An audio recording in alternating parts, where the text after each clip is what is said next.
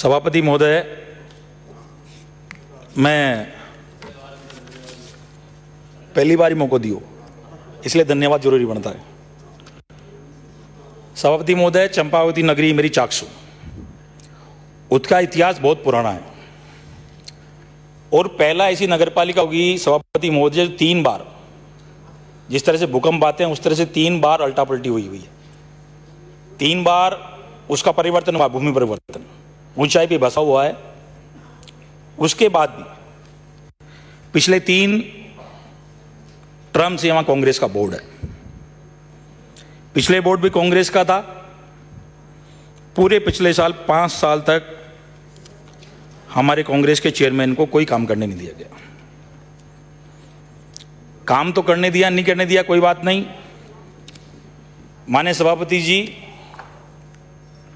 इनकी सरकार ने बिना किसी कारण, बिना कोई जांच कराए उसको सस्पेंड तक कर दिया गया था। भला वो कोर्ट का उन्होंने स्टे दिया और 5 साल उस चेयरमैन ने पूरे किए। माननीय सभापति महोदय, हमारे सफाई कर्मियों ने जब कोरोना का प्रकोप चला तो जयपुर से 40 किलोमीटर दूर है। सबसे ज्यादा अगर कोई काम किया, एक भी गांव ऐसा नहीं, नगरपालिका चाकसू की बात नहीं कर रहा सामने, नगरपालिका के सफाई कर्मचारियों ने पूरे के पूरे 60 पंचायतों में जाकर अपने अपने जो समय नगरपालिका का था वो तो था ही, उसके अलावा स्वैच्छिक रूप से पूरे सफाई कर्मचारियों ने जाके गांव के अंदर भी एक एक जगह पे सैनिटाइज किया, सफाई की व्यवस्था की। इसलिए आपके माध्यम से मैं उनको भी बहुत बहुत धन्यवाद देना चाहता हूं। बहुत शानदार काम किया था उन्होंने। एक मैं धन्यवाद देना चाहता हूं माननीय मुख्यमंत्री जी को कि उन्होंने जब पिछली सरकार थी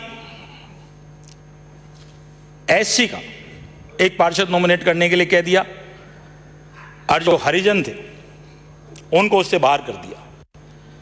जो हरिजनों का कोटा था, जो वास्तव में नगरपालिका में जाने के हकदार थे, जिनका प्रतिनिधि नगरपालिका में पहुंचता नहीं था, मैं धन्यवाद देना चाहता हूं माननीय मुख्यमंत्री जी को भी। इन्होंने वापस से हरिजनों को वापस पार्षद बनाने का मौका दिया और साथ के साथ एक एससी के और पार्षद बनाने के लिए कहा। तो अब एक एससी का पार्षद जाएगा और एक नगरपालिकाओं में या नगर निगमों में एक हम उनका नुमाइंदा जो हरि समाज के जवान का पार्षद है वो भी रहेगा। इसके लिए बहुत बहुत धन्यवाद के पात्र हैं। माननीय सभापति महोदय, मेरे यहां पर जेडीए की पेराफेरी के अंदर 12 पंचायतें आती हैं और पिछले 15 साल से जितने भी जेडीए की कॉलोनियां कटी हैं, 15 साल पहले 6 तो कांग्रेस में रोहिणी नगर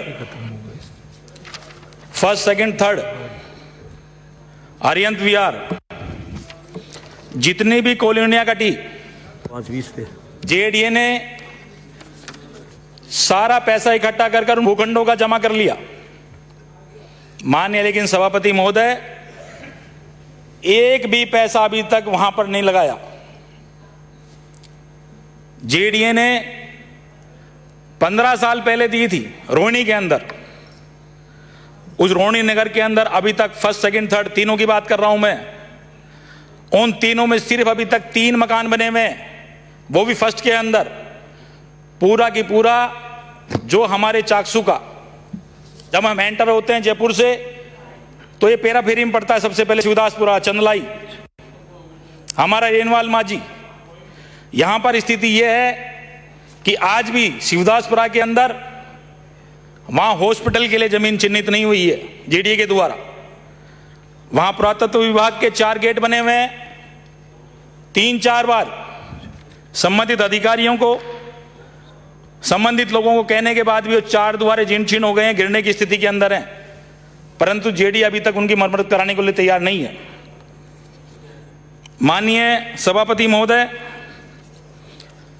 अभी अभी माननीय मुख्यमंत्री जी ने घोषणा की थी रेलवान माझी के अंदर, उसके लिए मैं इनका धन्यवाद देना चाहता हूं कि रेलवाल माझी को थाना बनाया, पीएससी को सीएससी बनाया, उनके लिए भी बहुत बहुत धन्यवाद। लेकिन जीडीए रीजन में होने के बाद में एक गज जमीन भी हमारी नगर पालिका की, हमारे वहां पे पंचायत की आबादी की भूमि नहीं है। आज जेडीए वालों ने इतनी कॉलोनियां वहां काट दी, 3-3 रोहिणी नगर बसा दिए, लेकिन बसाव आदमी एक भी नहीं है, बसावट नहीं है।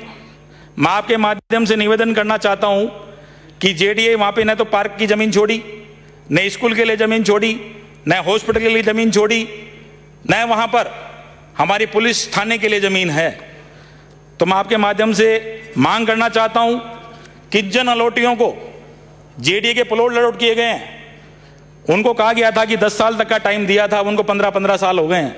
जिन भूखंड अधिकारियों ने वहां पर मकान अभी तक नहीं बनाया, उनको कैंसिल कर उनको वापस पंचायत के सुपुर्द करे, जिससे विकास के काम में जमीन आ सके। एक माननीय महोदय, मैं आपके माध्यम से मंत्री जी से कहना चाहता हूं, पहले भी बात हुई थी कि हमारे यहां चंदलाई के अंदर एक बहुत सुंदर बांध है, पूरे वर्ष भर उसमें पानी रहता है, और घाना के जो हमारे भरतपुर के जो पक्षी वहां आते हैं, प्रवासी पक्षी, विदेशी पक्षी भी वहां पे आते हैं। अगर जेडीए वहां पर उसकी पाल के ऊपर अगर सौंदर्यीकरण करने का और एक पर्यटन स्थल अगर बनाने का वहां प्रयास करे, तो घाना की तर्ज के ऊपर चंदलाई बांध हो सकता है।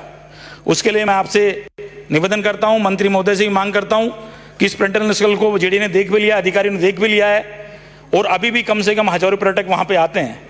लेकिन अगर सुविधित व्यवस्था के रूप में अगर वो पाल डेवलप हो जाए, तो वहां पे सैलानियों की संख्या बढ़ सकती है और चाकसू चंदलाई का नाम विश्व मानचित्र पर आ सकता है। माननीय सभापति महोदय, चाकसू विधानसभा क्षेत्र की 2 मांग प्रमुख रूप से थी जब मैं चुनाव लड़ा। एक, जब इनकी सरकार थी, जब केंद्र की ओर प्रति हथियार गए, हमारे एयरपोर्ट की आवश्यकता नहीं है, एयरपोर्ट अथॉरिटी दिल्ली ने लिख के दे दिया था कि यहां पर एयरपोर्ट की आवश्यकता नहीं है, एयरपोर्ट यहां पे बन सकता है। उसके बाद भी वहां पर जेडीए द्वारा जमीन की आवती कर ली गई थी। मैं धन्यवाद देना चाहता हूं आपके माध्यम से कि माननीय मुख्यमंत्री जी ने किसानों के आंसू पोंछे, क्योंकि 15 साल से किसान वहां पे रो रहे थे, अपनी जमीन होते हुए एक मकान नहीं बना पा रहे थे, एक कमरे का निर्माण नहीं कर पा रहे थे।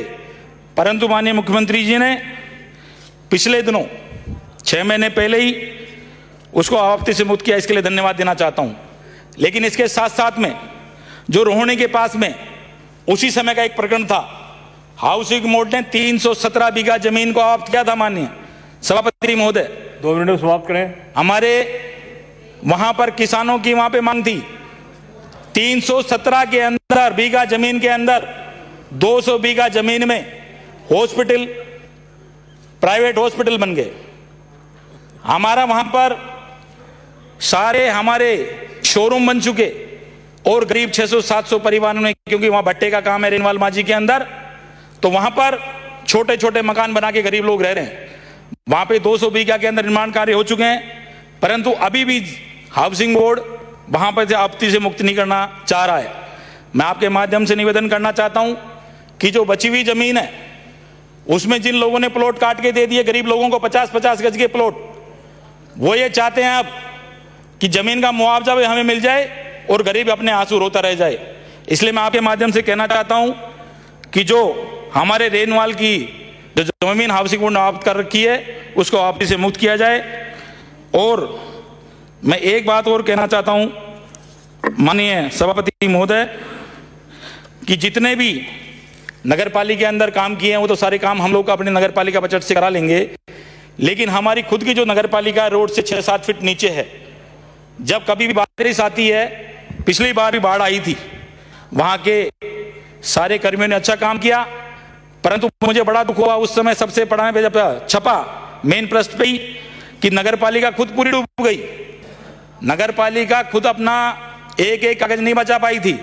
तो मैं आपके माध्यम से कहना चाहता हूं कि उस नगर पालिका को नई रूप से बनाई जाए। आपने मुझे बोलने का मौका दिया, इसके लिए आपका बहुत बहुत धन्यवाद। नमस्कार। पवाराम बिश्नोई।